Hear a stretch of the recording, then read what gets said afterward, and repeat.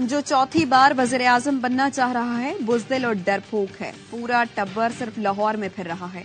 जनूबी पंजाब इनके हाथ से निकल रहा है। खैबर पख्तूनख्वा में इनकी हालत पतली है। सिंध में ये एक जलसा नहीं कर पाए। वो रायवंड में बैठकर इलेक्शन में डाके की साजिश कर रही हैं। जियाले मम्मी डैडी वाले नहीं। जियाउल हक का मुकाबला किया, मैंडेट पर डाका डाला तो मैं खामोश नहीं बैठूंगा। चेयरमैन पीपल्स पार्टी बिलावल भुट्टो का मीरपुर खास में धुआंधार खिताब।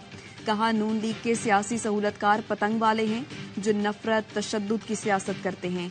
कल रात उन्होंने कराची में दोबारा गोली की सियासत की। मेरे कारकुनों को आंच भी आई तो अपने हाथों से हिसाब लूंगा। छाछरू में खिताब करते हुए कहा ये शेर वाले कारूंझर की जानिब देख रहे हैं, वो आपका ग्रेनेड भेजेंगे। अगर ये कारूंझर तक हाथ बढ़ाते हैं तो हम मिलकर इनका हाथ काटेंगे।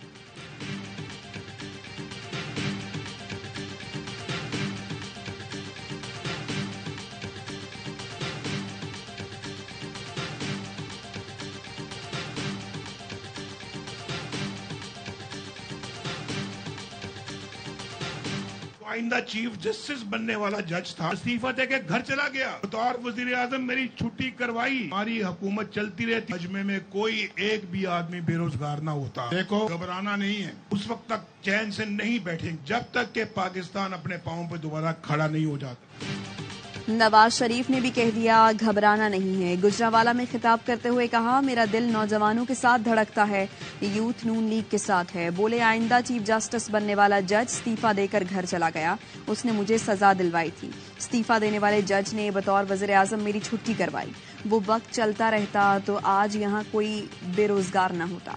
कहा उस वक्त तक चैन से नहीं बैठेंगे जब तक पाकिस्तान पांव पर खड़ा नहीं हो जाता। मरियम नवाज ने कहा नवाज शरीफ ने जो वादे किए वो पूरे करेगा। जो वायरल बीमारी पाकिस्तान में आ गई थी उसको सबसे पहले गुजरावाला ने भगाया था। 9 फरवरी का सूरज गुजरावाला और पाकिस्तान की तरक्की की नवीद लेकर आएगा।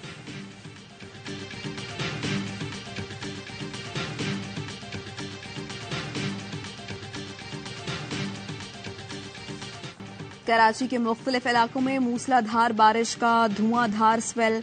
गुलिस्तान जौहर, गुलशन इकबाल, नीपा, लांढी, कोरंगी, डिफेंस, क्लिफ्टन, आई चुंदरीगढ़ रोड, लियाकताबाद टावर समेत दीगर इलाकों में तेज हवाओं के साथ बारिश। पावर हाउस के करीब बारिश का पानी जमा हो गया, ट्रक धंस गया। मुख्तलिफ सड़कें तालाब का मंजर पेश करने लगी। ट्रैफिक की रवानी मुतासर। शारा फैसल से नर्सरी और कारसाज रोड पर ट्रैफिक जाम। बोर्ड ऑफिस से 5 स्टार चौरंगी जाने वाली सड़क पर भी गाड़ियों की कतारें।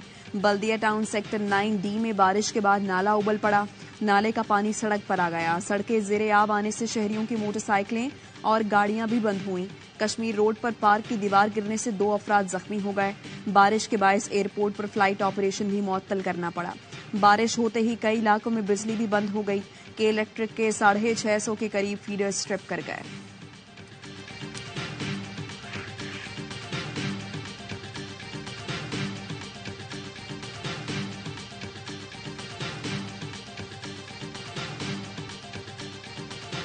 निकाह केस में बानी पीटीआई और बुशरा बीबी को 7 साल कैद की सजा सुना दी गई। अदालत की जानिब से दोनों पर 5-5 लाख रुपए जुर्माना भी आयद कर दिया गया। गुज़श्ता रात के महफूज किया गया फैसला सीनियर सिविल जज कुदरतुल्लाह ने अडयाला जेल में सुनाया।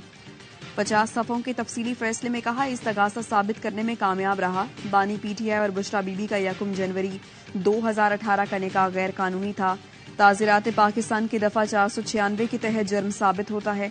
फैसले पर बुशरा बीबी ने कहा इद्दत का मामला कुरान मजीद में है, सब वाज़ेह है, ये गैरत और बेगैरती की जंग है, फैसला आवाम को करना है।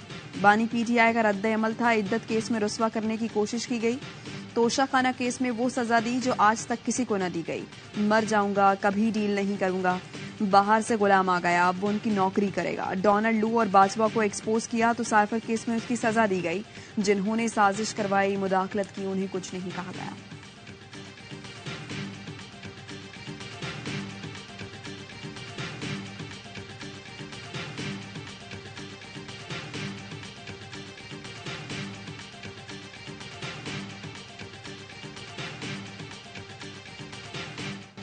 एक शर्मनाक और बेहुदा केस में सजा सुनाई गई। बैरिस्टर गौहर का रद्द अमल। कहा, सियासी मकासद के लिए गैर आईनी गैर कानूनी फैसले किए जा रहे हैं। जज के पास फैसले की कॉपी नहीं थी, जुबानी फैसला सुनाकर चले गए। मकसद बानी पीटीआई की किरदार कुशी करना है। फैसले के खिलाफ हाई कोर्ट में अपील करेंगे। उम्मीद करते हैं वहां से इंसाफ मिलेगा। तर्जुमान पीटीआई ने फैसला कवानीन पर संगीन और शर्मनाक हमला करार दे दिया। निकाह केस के फैसले के जरिए एजेंडा आगे बढ़ाने की कोशिश की गई। जुल्म और नाइंसाफी का पूरी जुर्रत और बहादुरी से मुकाबला करेंगे। हर नाइंसाफी का बदला 8 फरवरी को आवाम वोट से लेंगे।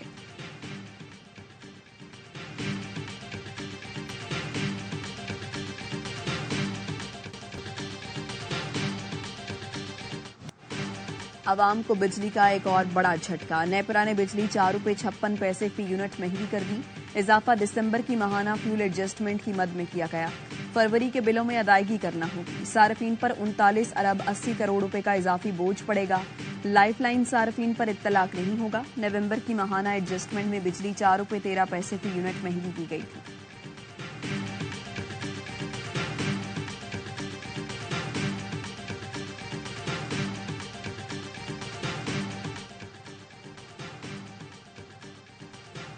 दहशतगर्दों के नाकाम हमलों के बाद मच में क्लियरेंस ऑपरेशन मुकम्मल। मजमूई तौर पर 24 दहशतगर्दों को हलाक किया गया। एक की शनाख्त अब्दुल वदूद के नाम से हुई। अब्दुल वदूद को लापता अफराद में शामिल करके रियासत मुखालिफ प्रोपेगेंडा किया जा रहा था। अब्दुल वदूद की बहन 12 अगस्त 2021 से भाई की गुमशुदगी का राग अलाप रही थी। लापता अफराद के नाम पर सियासत करने वाले अनासर बैरूनी कुव्वतों की इमा पर बदअमनी और इंतशार फैला रही हैं। ईरान में जवाबी हमले के दौरान भी कलअदम बलूचिस्तान लिबरेशन आर्मी के दहशतगर्द हलाक हुए थे।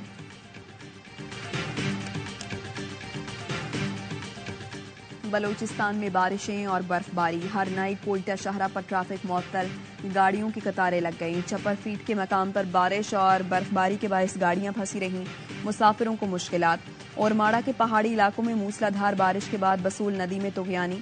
सैलाबी रेले के बायस मकरान कोस्टल हाईवे पर गड्ढा पड़ गया। ट्रैफिक की रवानी मुतासर। पाक फौज और एफसी का तुर्बत के इलाके सामी में कामयाब रेस्क्यू ऑपरेशन। सैलाब में फंसे लोगों को निकाल लिया। पाक फौज के हेलीकॉप्टर एफसी दस्तों ने बच्चों समेत 9 अफराद को निकाला। तिबी इमदाद भी दी गई।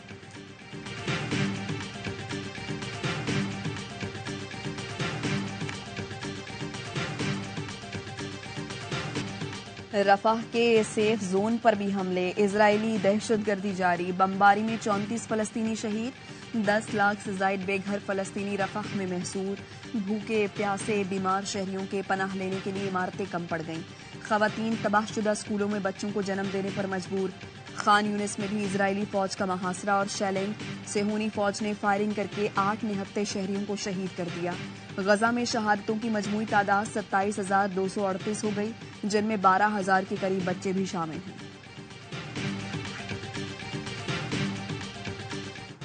गजा में कत्लेआम बंद करो। लंदन में एक बार फिर इजरायली मजालिम के खिलाफ बड़ा मुजाहरा।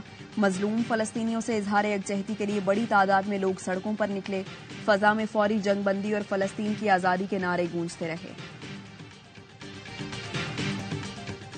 नौजवान शाहीनों की तबाहकुन बॉलिंग ने पाकिस्तान अंडर-19 वर्ल्ड कप के सेमीफाइनल में पहुंचा दिया। कौमी टीम ने दिलचस्प और सनसनीखेज मुकाबले के बाद अहम मैच में बांग्लादेश को 5 रन से शिकस्त दी।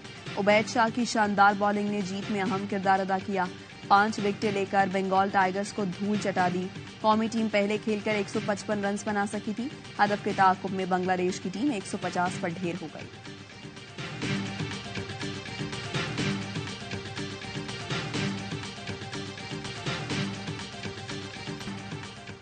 डेविस कप टाई के दोनों सिंगल्स मुकाबले भारत के नाम। इस्लामाबाद में असामुल हक और अकील खान को शिकस्त हो गई। असामुल हक को राम कुमार ने 1 के मुकाबले में 2 सेट से हराया।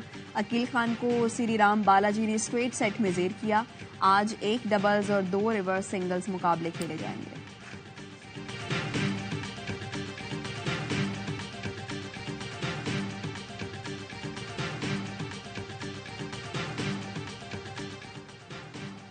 पंजाब में मुख्तलिफ गेम्स में टॉप पोजीशन हासिल करने वाले तलबा और तालिबात में इनामात तकसीम की तकरीब। निगरान वज़ीर आला पंजाब मोहसिन नकवी ने खिताब में कहा, स्पोर्ट्स वो वाहिद चीज़ है जो कौम को इकट्ठा करता है। अभी हम बहुत पीछे हैं, बहुत काम करना है। मेरे पास वहाब जब भी आते थे स्पोर्ट्स के लिए काम करने का कहते थे। जो आइंदा का 3 साला कैलेंडर बनाया गया वो स्पोर्ट्स में इनकलाब ला सकता है। मुशीरे खेल पंजाब वहाब रियाज बोले, पंजाब में तलबा के लिए स्पोर्ट्स में तारीखी काम किया गया। मोहसिन नकवी के काम बरसों याद रखे जाएंगे।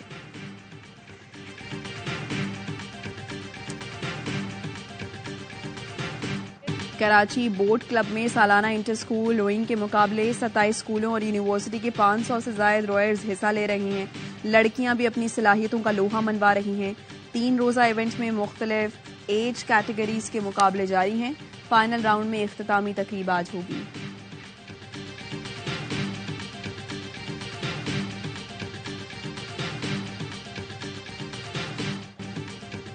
ILT20 में कौमी खिलाड़ियों की शानदार परफॉर्मेंस। आजम खान की गर्ल्स जायंट्स के खिलाफ धुआंधार बैटिंग। विकेट कीपर बैटर ने 18 गेंदों पर इवेंट की तेज तरीन 50 बनाई, टीम को कामयाबी दिलाई। मोहम्मद आमिर ने भी 3 विकेटें हासिल की। सीटी तो बजेगी। HBL PSL में रॉक स्टार अली जफर की वापसी। सीजन 9 के ऑफिशियल तराने में आवाज का जादू जगाएंगे। पाकिस्तान सुपर लीग के सोशल मीडिया पर अली जफर की पियानो बजाते हुए वीडियो जारी कर दी गई। अली जफर ने रिपोस्ट करके लिखा, सीटी बिल्कुल बजेगी और स्टेज भी फिर से सजेगा।